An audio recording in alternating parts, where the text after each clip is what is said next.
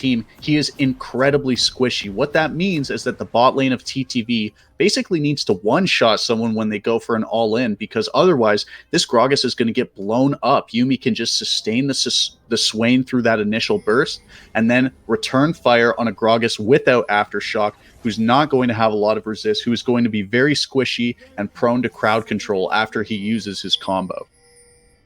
Yeah, so again, just continuing the focus onto the bot lane. Looking at these initial buys here, everything pretty standard. Doran's Blade, Ring, or Shield from everybody in lane, aside from the support items in the jungle. But Ornn here opting for a Corrupting Potion. I don't play a lot of Ornn, and I don't play against too many Ornns. So how standard is that versus something like a Doran Shield?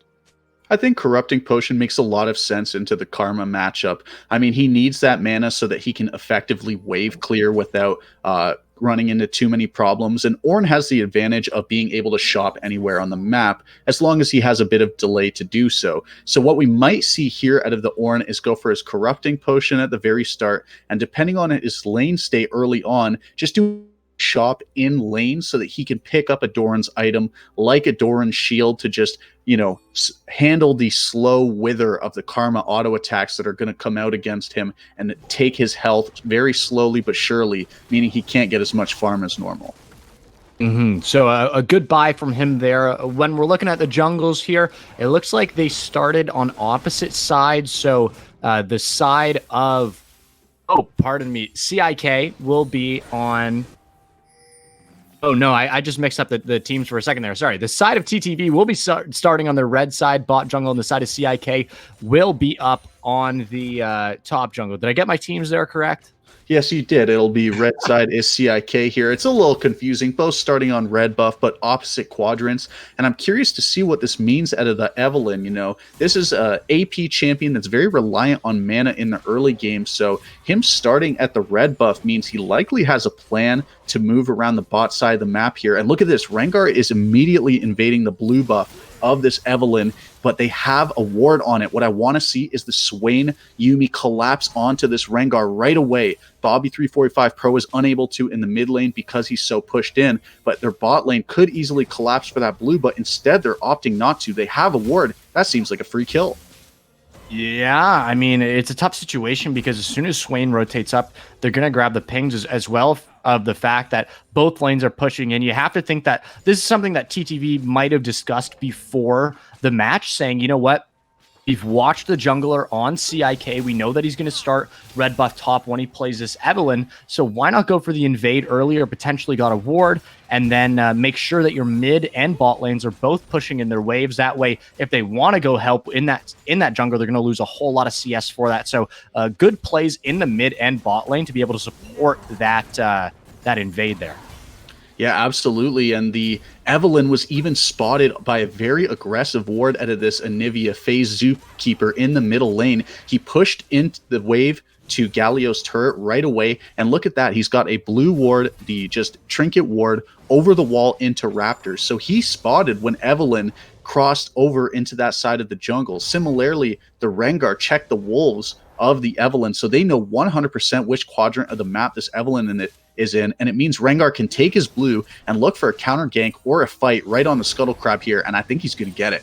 Yeah, now with Evelynn on the Scuttle Crab, able to get the Electrocute proc onto Rengar, but even with Rengar at half HP, he knows that he can't do too much more than that. Now Karma rotating down and Anivia rotating up, able to get the stun off, and that's going to be the first kill onto Evelynn from Karma. Both lanes coming to support for that Scuttle Crab fight. And just past that, I'm going to ensure with the casters, or the production team here, that we are right on track. So I'm right now heading up onto 419, 420, 421. I'm going to get word.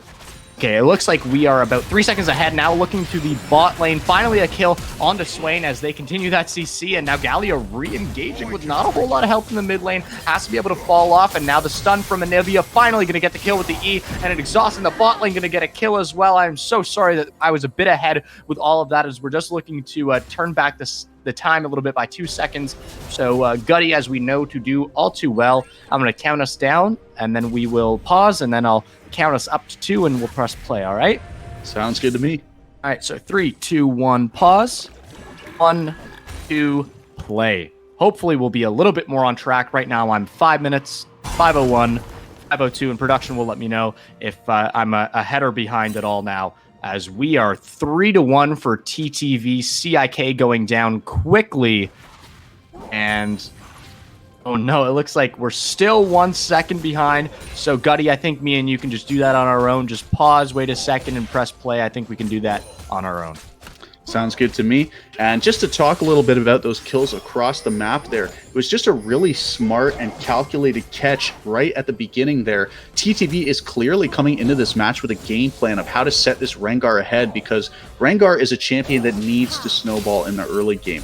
They really need to get him a little bit ahead so that he can start to take over the game, just really pressure this Evelynn out of the map, suffocate her, if you will. Oh, and look at the pull by Swain into the Q combo, and now Greg is stepping up as well. Vayne getting so low there, but Swain deciding not to re-engage, and I guess that's the limiting factor of having a caster in the bot lane. After you do all that damage, there's really no follow-up to the damage, so even though Vayne was very low there, couldn't do much, and now Swain caught in a precarious situation, able to land the knockup by Gragas. Now Vayne able to get the E into the wall and continue to get the 3 stacks off. Swain is dead. Now Yuumi hopping off is caught in an enemy minion wave and getting the stacks off. Not going to be able to do too much damage. Getting a double kill in the bot lane is Vayne, and just an unfortunate situation there. Now in the top lane engaging is the Ornn. Gonna have to back off, and a great play by TTV's bot lane to recognize the fact that even though they're down, if you misposition that hard into an enemy's minion wave beside a wall against Vayne, that's just never gonna go okay.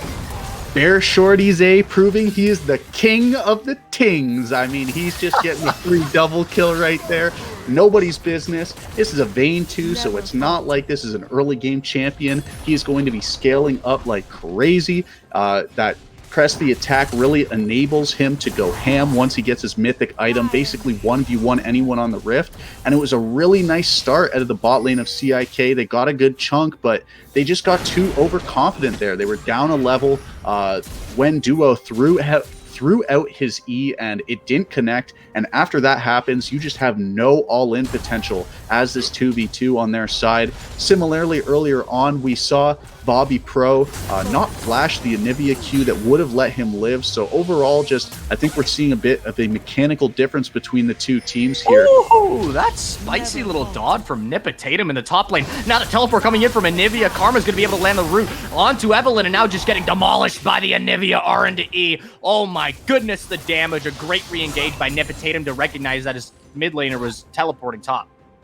Absolutely, and that's just that global pressure coming in from the teleport, and Bobby Pro wasn't in a position to match it. I mean, the jungler there is only level 5. The Evelynn has not even got her ultimate ability, as here comes another fight in the bot lane, but this time the teleport is responding. Well, now the teleport coming in from Galio, and able to get the knockback with the Greg's ultimate. Great use there to disengage from the side of CIK.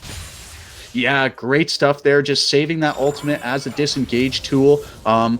Unfortunately, Bobby was too far away to use his ultimate as the opener there, had to instead use the teleport, which means that that play was an option out of the side of TTV. Otherwise, if the Galio ult comes down, you can't disengage that with the Gragas ult. Sure, you knocked them away, but the circle is already established. The knockdown is coming. So now Bobby back to the mid lane, just trying to desperately farm it out versus this Anivia, who's going to be so oppressive with that range difference and crowd control.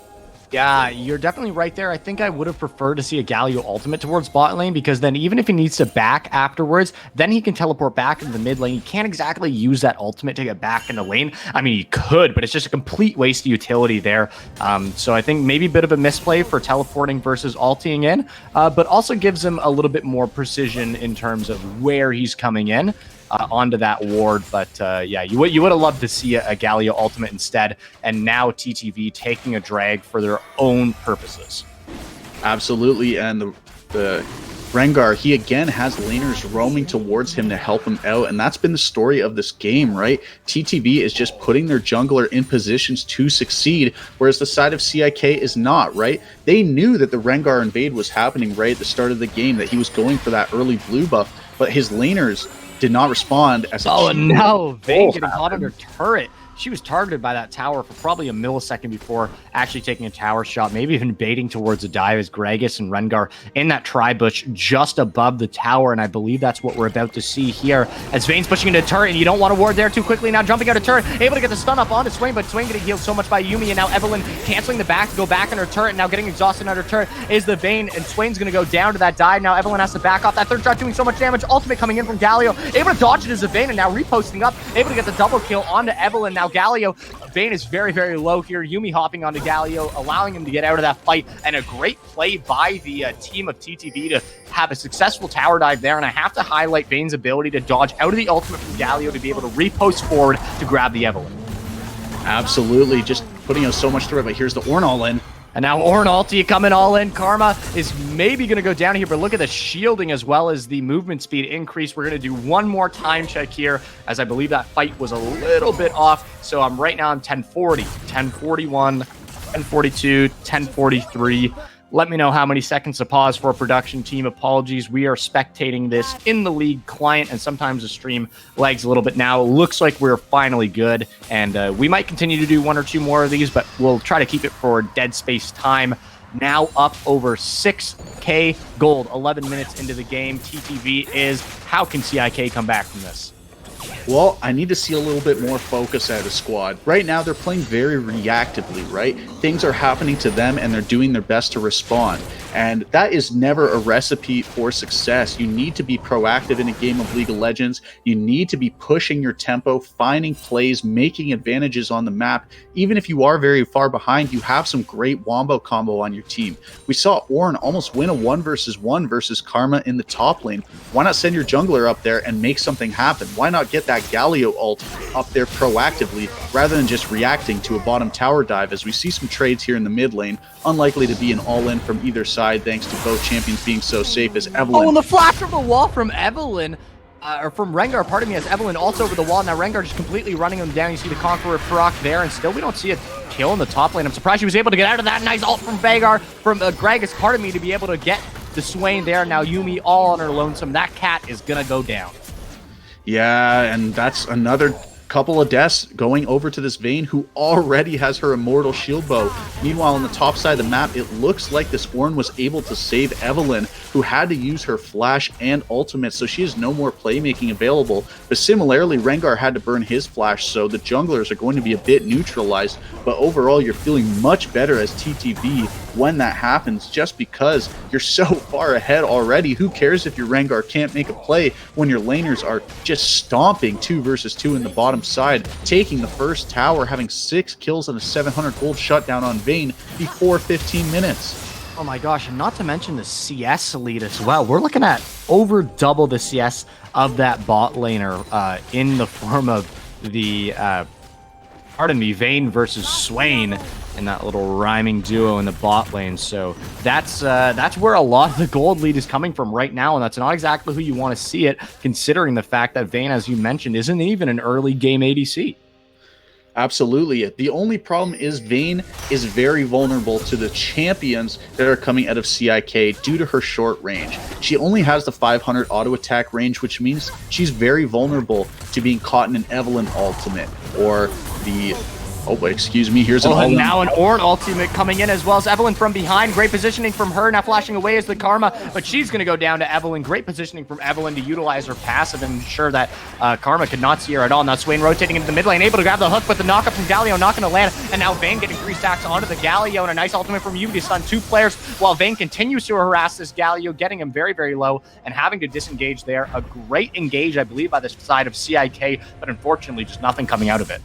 Yeah, they thought the Anivia had fully left the lane, but he was just lurking in those side river brushes, so he was able to immediately respond, put down the wall, and lay out some crowd control. It would have been a nice 2 versus 2 attempt if there was only those 2 champions, but instead, the numbers prevail for TTV as oh my gosh, and look at the damage coming out from Anivia there. She was, you know, not having too much fun against that Galio mid with the anti-mage, or E doing not too much damage, but against an Ornn top lane who's only built health so far and no other resistances, that E is going to do a whole lot more damage to him. And speaking of Orin top, I can't help but notice the Phage and Pickaxe that he is opting for. This is not your traditional Orin build at all. Oh, and now Anivia seems a little bit stuck. A nice flash out from the knockup of Orin. Anivia with the micro play of the day to be able to not die, as TTV looking to secure their next dragon here.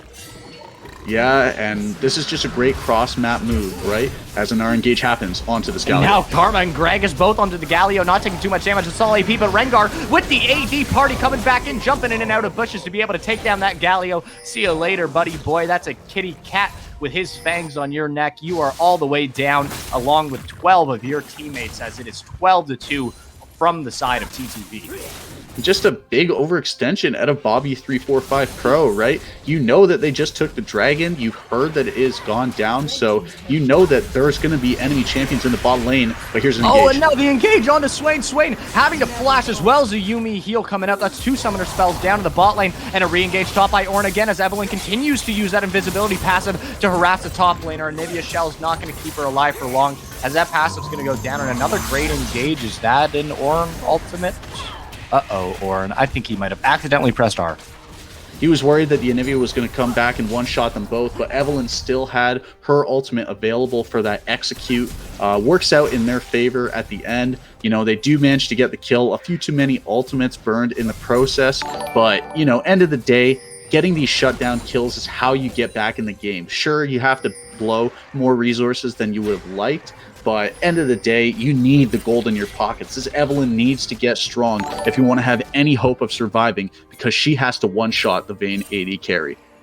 And you have to respect CIK's ability to continue to make plays when they're down this much. They know that the win percentage is not at all in their favor, but continuing to make plays onto this. Gragas in the top lane. A nice taunt by Galio, forcing the flash out from Gragas. Good job rotating up, and now re-engaging his Gragas. Has to be careful now, ulting in. He's getting a little bit of support from his friends, and now Rengar hopping onto the Swain. And look at that one-shot damage as Lil Ryan comes back out, now hopping out from the bush. Both Ashes coming out from Ornn and Galio as they have to retreat under turret as Evelyn comes up to support. A good re-engage by Gragas there. I almost said for a second what it was he doing, but he knows exactly what he's doing, as now Lil Ryan re-engaging, doing a lot of damage onto the Evelyn, but then getting collapsed on, having to flash out, and Ornn going back in with the jump back in from the Rengar. Now Galio ulting in to get his team out of it, but he might have just put himself in a bad situation. Indeed, he did, getting walled off, and all the damage coming in from Vayne is now re-engaging on to Evelyn as she is forced to get away from that situation from Yuumi. Overall, that's going to be 2 kills from the side of TTV, whereas it looked like CIK had an advantage for a second. A great re-engage from the side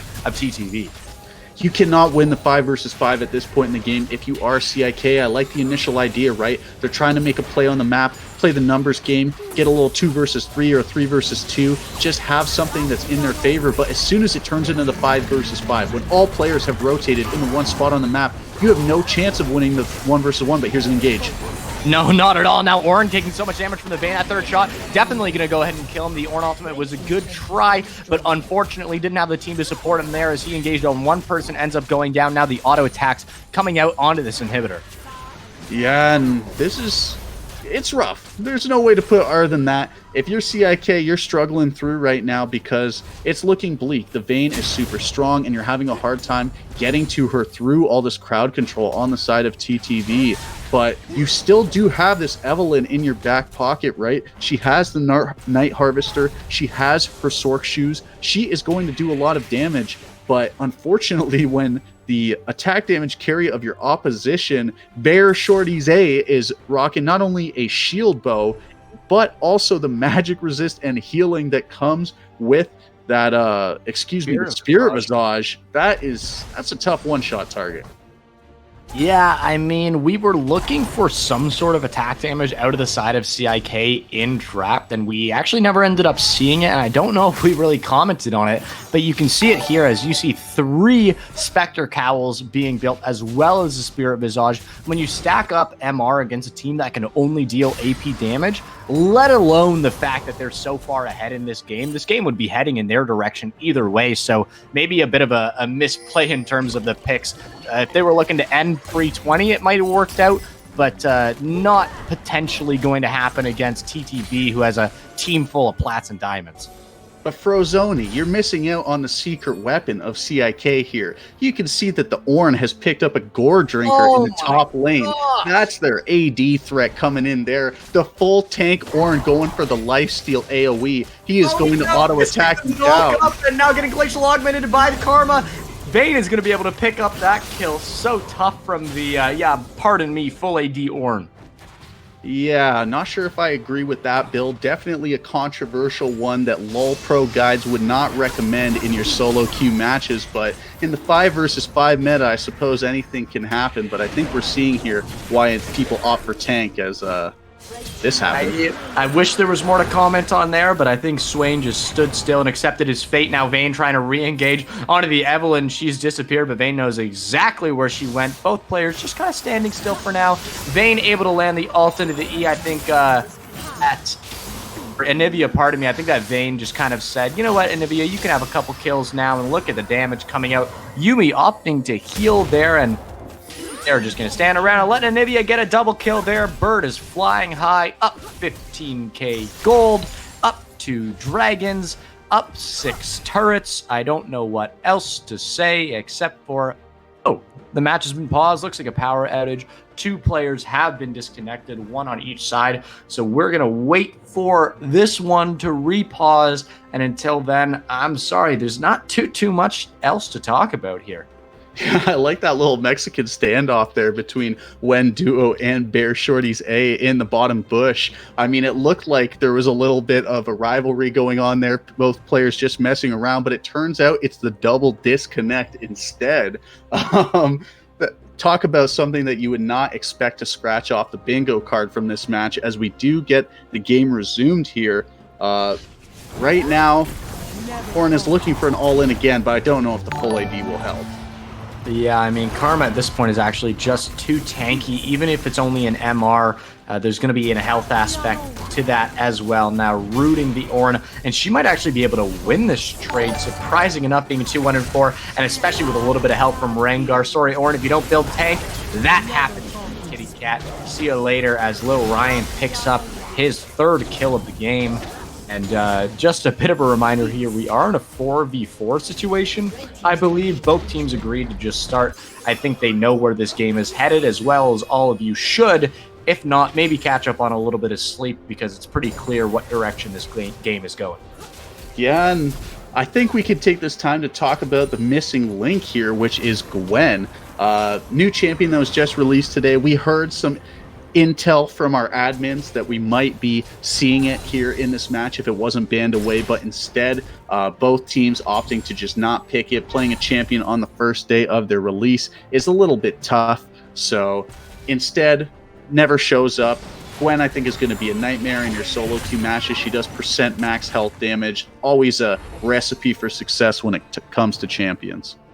And we are going to do what is likely going to be our last time check of the game. Sorry to bother you guys with this one, but right now I'm at 22 minutes, 22:01, 22:02, and production will let me know around how many seconds to pause for, or whether they need to pause, just so that when the team fights happen, we can get some more juicy clips to share.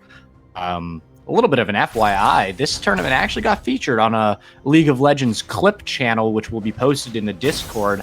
Kind of interesting, right next to Tyler 1, so I think we're basically that famous at this point. Looks like we're 1 second ahead. I'm just going to cast a spike before we get into it. Ornn ultimate coming in to the Rengar, and now not even taking any damage. Galio ultimate going to re-engage here. He's able to knock up 3 people, now trying to dash forward, not going to do anything, taunting 2 players in the process. Ornn getting quite low here, the heal coming out. Now the Rengar able to pick up 1. Galio flashing over the wall, not going to do much as he goes down to Anivia, and everybody on the team is on a killing spree. Now, Gutty, I think that we can just pause for a second. I'll count us down. 3, 2, 1, pause. And play. And I think that should be the 1 second that we need, as TTV is continuing to just demolish them. I believe that we found a little R Permian says in the chat, what a decimation. I can't disagree with you, Killer Khan. I love you too, and I love everybody in the chat who's watching this game who just might be coming to an end now. Yeah, I think the 1 second delay is pretty important here, because it's going to take about 1 second for TTV to blow up the Nexus here. They're really popping off at this point. I mean, the Vayne was the most fed member, but Ornn is going to die. Oh, but Ornn able to flash out here, and I want to say quickly, I couldn't do everything I'm doing today if it wasn't for Mrs. Lynn. KU's mom has just given me so much inspiration throughout my entire career, and I have to say she's just a fantastic woman who continues to, really impress me in all aspects of her life. And now looks at the final team fight coming through. Galio getting the stun from the Anivia into the ultimate, now getting rooted down, getting so low. Finally, Anivia able to take him out with the ultimate. A great ultimate placement here, flashing away is Swain, and now the barrel's coming through. A nice glacial augment to be able to stun the Ornn, getting walled out. Not going to be able to get back to turret from there, sir, and you get rooted down and finally taken down by the Anivia, just doing so much damage here as we are entering the end game today, as all three players, pardon me, from the side of CIK are just going to hang out in base and wait for this thing to go over. Thank you, Bobby345 Pro, for the shout out, as it looks like TTV is going to take this one 1-0. Absolutely, and it was just a dominant showing from start to finish. We like the flex picks out of them. We like the strong carry out of the Vayne, and they just played it to perfection, enabling their Rengar in the early game, getting their laners ahead, picking up solo kills, not having any vulnerabilities around the map. Just a clinical match. Oh, for sure. If you need any inspiration for your team, go ahead and watch this one back again. As the Nexus explodes, you can take some sort of learning objective from the side of TTV here.